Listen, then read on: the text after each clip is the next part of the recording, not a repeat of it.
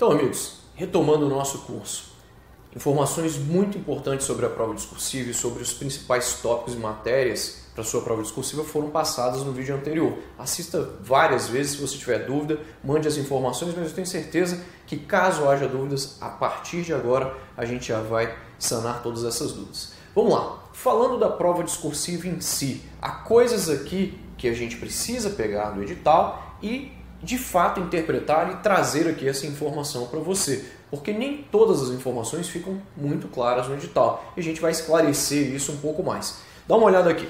Quanto à prova discursiva, primeira coisa, Dixon, você já falou do valor. Ok, isso aí não há muito problema, concorda comigo? Você já verificou lá e você já percebeu que nós vamos ter um texto cuja nota mínima é 6 pontos e a nota máxima 10 pontos. Beleza?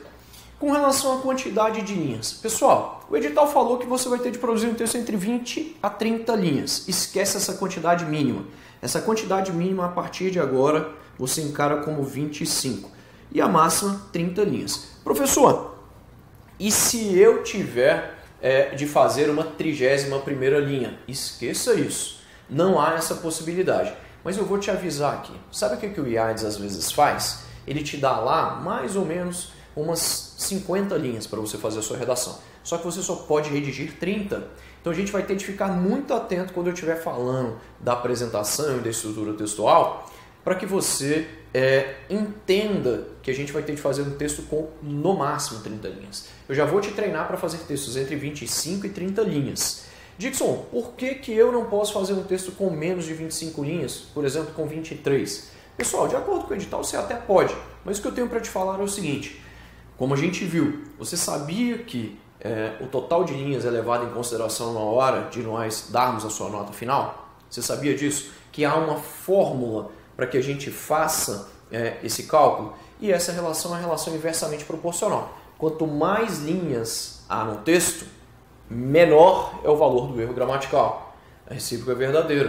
Quanto menos linhas há em um texto, maior é o valor do erro gramatical. Isso quer dizer que se a gente fizer texto entre 25 e 30 linhas, a gente vai conseguir diminuir o valor do erro gramatical do seu texto. Mas isso tem a ver com outra coisa também.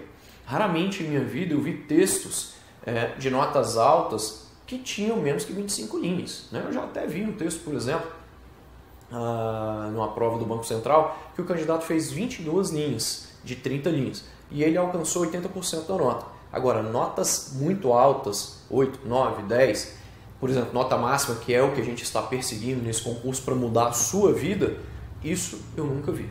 Isso eu nunca vi. Você vai ver que os textos dos meus alunos têm sempre de nota máxima entre 25 e 30 linhas, entre 25 e 30 linhas. Então isso tem a ver com duas coisas. A gente diminuir o valor do erro gramatical e a gente aumentar a quantidade de argumentos no seu texto, a fim de que você tenha uma nota muito alta. Bacana? Textos entre 25 e 30 linhas quando você for enviar para mim. Dixon, qual o caráter dessa prova? O caráter dessa prova, como a gente bem sabe, ele é eliminatório, é um duplo caráter. E classificatório.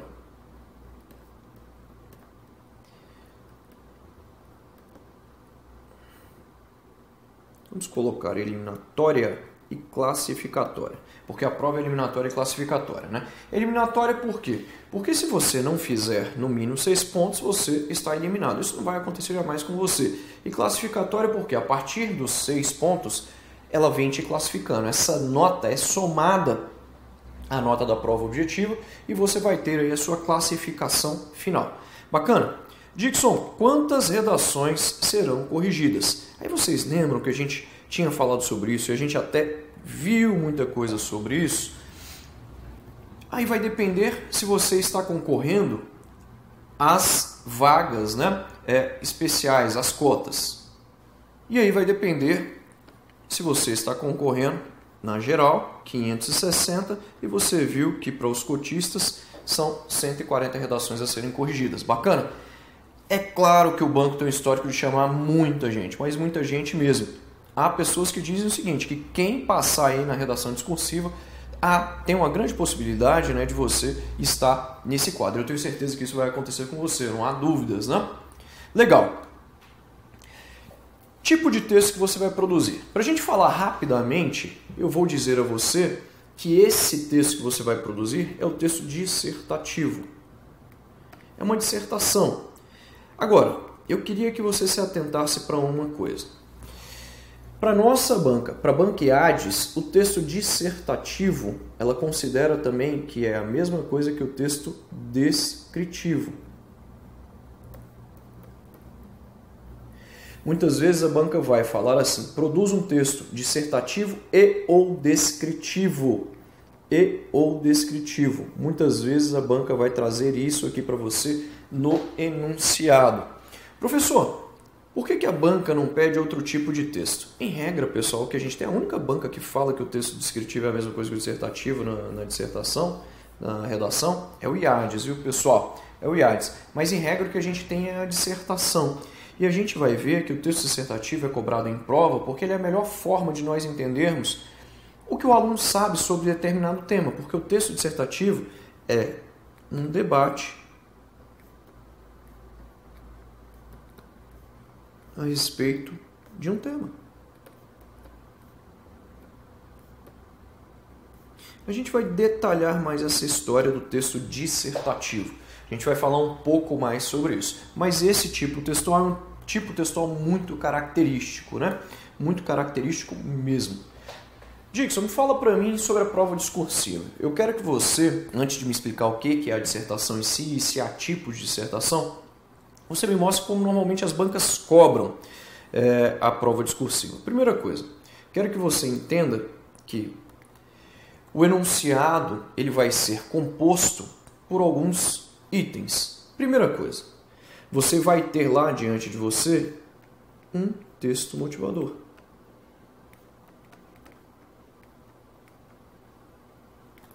Você vai ter diante de você um texto motivador. Além do texto motivador, você vai ter também o comando dessa redação. Além do comando da redação, você vai ter o tema dessa redação. Legal. Você tem o tema. E além do tema, você tem os tópicos da redação.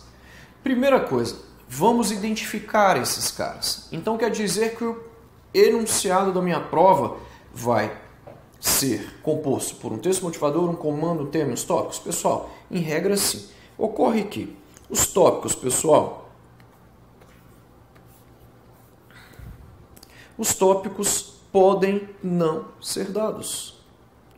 Quer dizer, então, que a banca pode não trazer tópicos para mim? Pode ser que isso aconteça.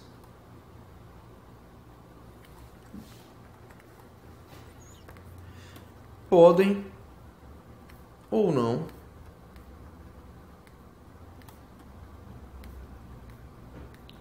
ser dados no comando. Pode ser que a banca não os traga para você. Dixon, mostra aí pra gente. Pessoal, eu trouxe aqui uma prova do CESP para que você entenda um pouco esse conteúdo, porque a banca que mais traz tipos de redação envolvendo esse enunciado é exatamente a banca CESP. Eu queria que você entendesse o seguinte. Em regra, o CESP ele vai trazer um texto motivador, ele vai trazer um comando, haverá um tema e nós vamos ter também os tópicos. A banca que mais traz esse tipo de estrutura é exatamente a banca CESP. Mas o nosso foco, você sabe, tem a ver com as provas do IADES. Mas olha só, diante daquilo que eu falei para você, eu tenho aqui uma prova da banca IADES aplicada no ano de 2017 para o CFP, curso de praças, de formação de praças, da PMDF aqui do Distrito Federal. E aí nós temos isso daqui. Nós temos um enunciado em que consta um texto motivador, em que consta um comando e que consta também um tema. E que consta também um tema da redação. Legal? O tipo de estrutura mais provável que a banca IADES traga para você é exatamente essa daqui. No entanto, pode ser que a banca traga para você tópicos também. O mais convencional é que o IADES faça isso aqui que ele fez na PMDF. Uma prova sem tópicos, e a gente vai treinar bastante essas provas sem tópicos. Mas pode ser que a banca traga os tópicos, como você viu, os tópicos podem ou não ser dados. Legal? Fique bem atento a isso. Professor, fala pra gente para que serve cada um desses caras aí. Eu queria que você entendesse o seguinte. Quando a gente fala desse conteúdo dos enunciados, note o seguinte. Com relação ao texto motivador, eu quero que você encare o texto motivador como um fomentador de ideias. Ah, já ouvi falar que o texto motivador pode me prejudicar. Calma aí, segura aí. É um fomentador de ideias. Ah, Dixon, eu não gosto de ler, porque ele pode me confundir. Esquece essa história. O que você vai fazer? Ele só confunde aqueles que não estão preparados. É um fomentador de ideias, vírgula, devendo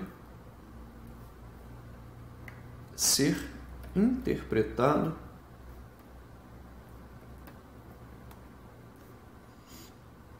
e usado.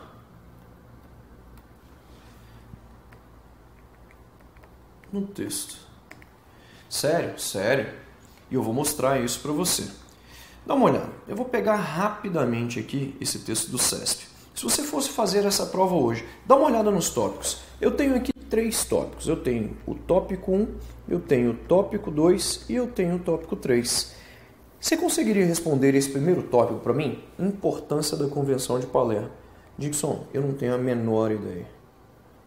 Quem hoje aí que está me assistindo conseguiria falar para mim sobre a Convenção de Palermo? Dixon, eu não tenho a mínima ideia.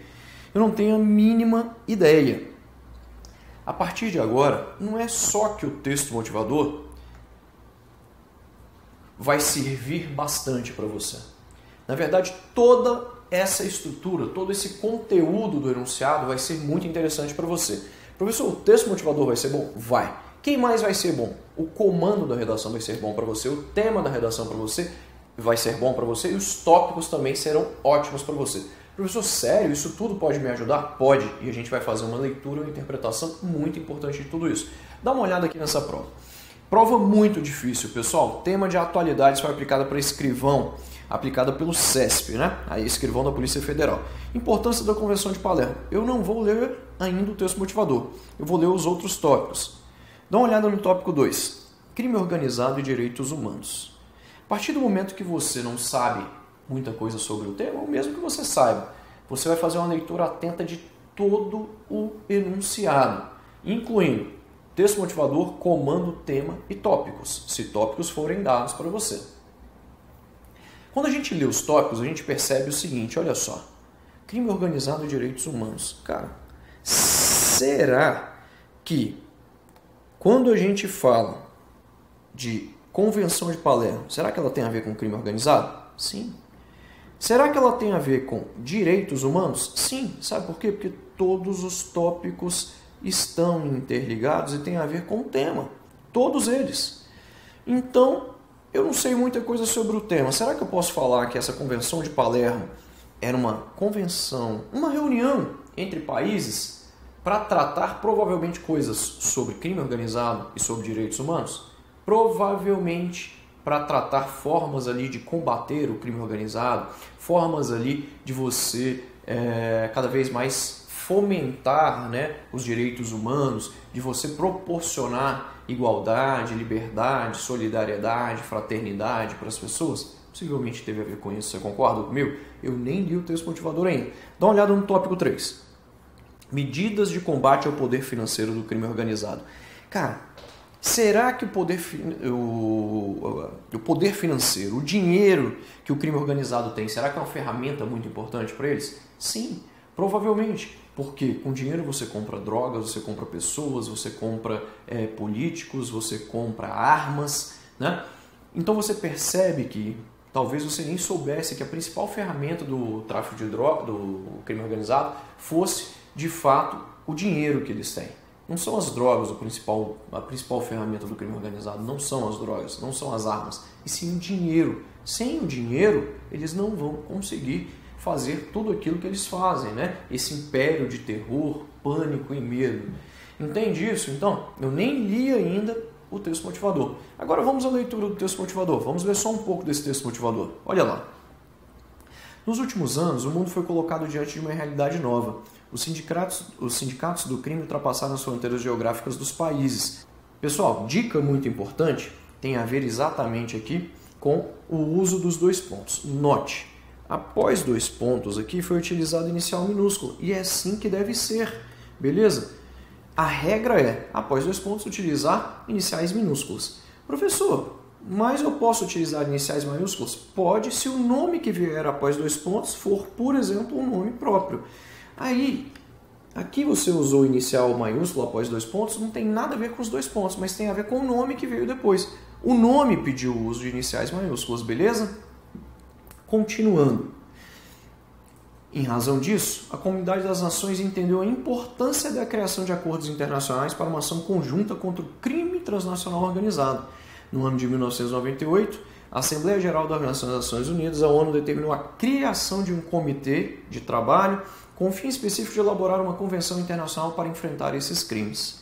Em dezembro de 1999, realizou-se em Palermo, Itália, uma reunião para a assinatura da Convenção das Nações Unidas contra o crime organizado transnacional. A Convenção de Palermo, que identificou que os países estão diante de um gravíssimo problema que só pode ser eliminado mediante uma ação conjunta da Comunidade das Nações. Eu nem vou ler o restante.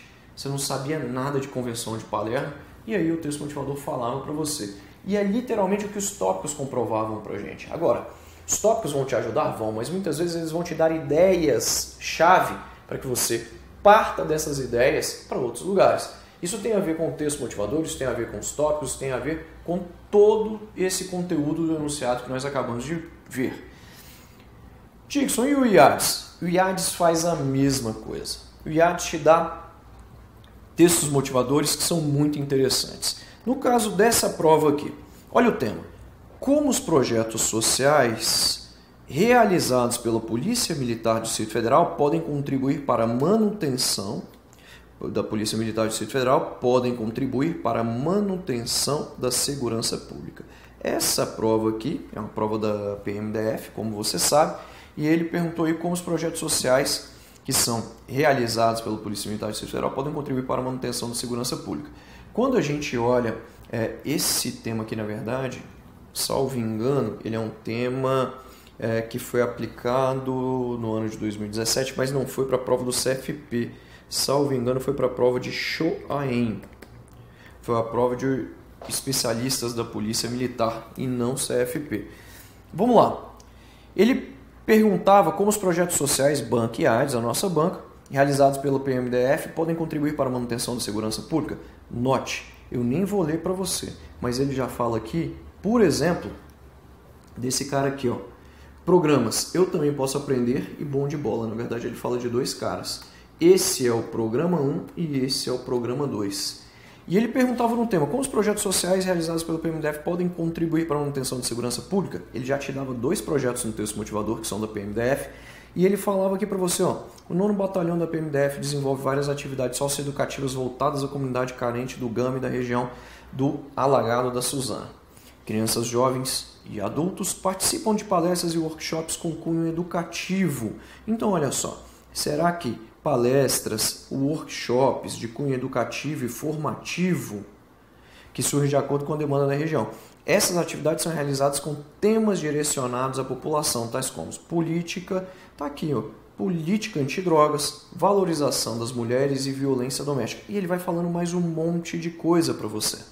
Tudo isso pode ser utilizado em seu texto. E o IADS faz muito isso. E aí eu já vou deixar uma coisa clara para você. O texto motivador é um fomentador de ideias. Você vai pegar informações do texto motivador e, claro, você vai fazer uso dessas informações. Mas eu queria que você entendesse o seguinte. O texto motivador ele não é o tema da redação. O texto motivador ele tem a ver com o tema da redação. Se ele te dá um tema lá, como a Polícia Militar pode combater a criminalidade, você vai redigir sobre esse tema, como a Polícia Militar pode combater a criminalidade. O texto motivador não é o tema da redação, mas ele traz elementos que têm a ver com o tema da redação. Tranquilo? Dixon, mas eu posso reescrever ideias do texto motivador? Claro que você pode.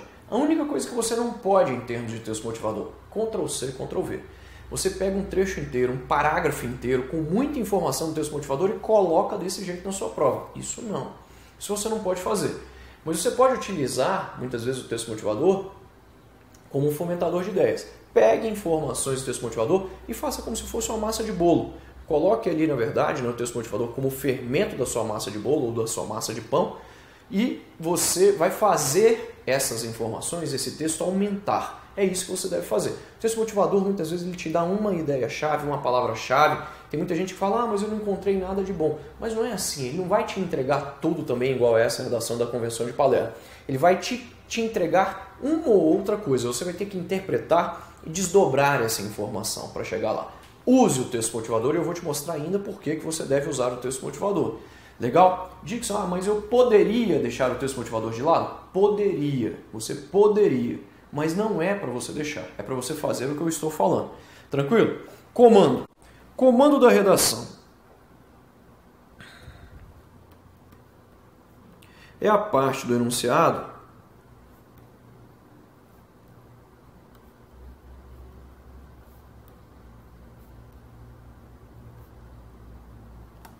responsável por trazer o tipo de texto a ser produzido,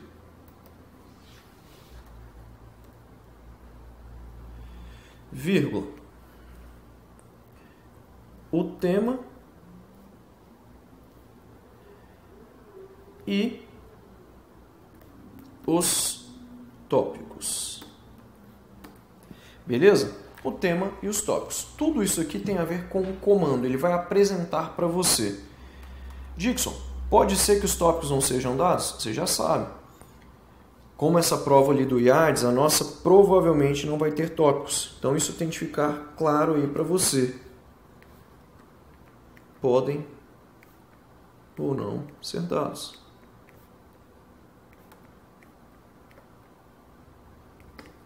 Tranquilo?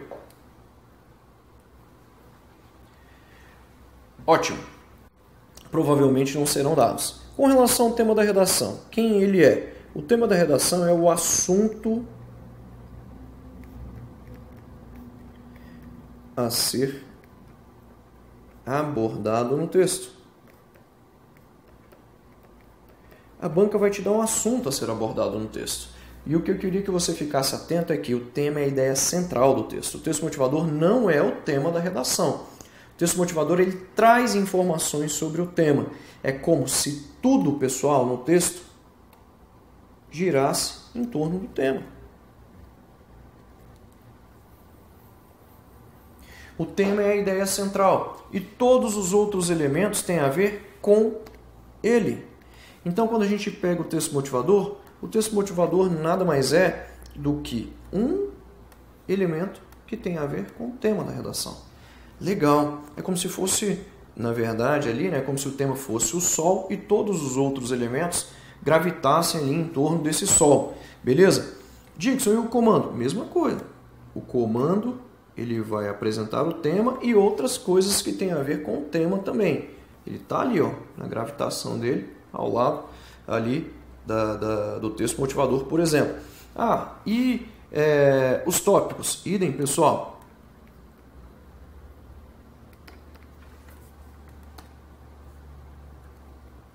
O que vai comandar esse texto, pessoal, é de fato o tema da redação. Tranquilo?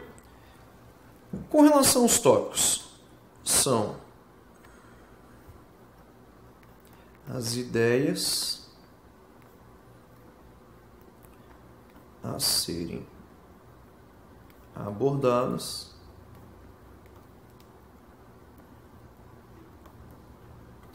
no texto. Pessoal, quando os tópicos são dados, eles são obrigatórios.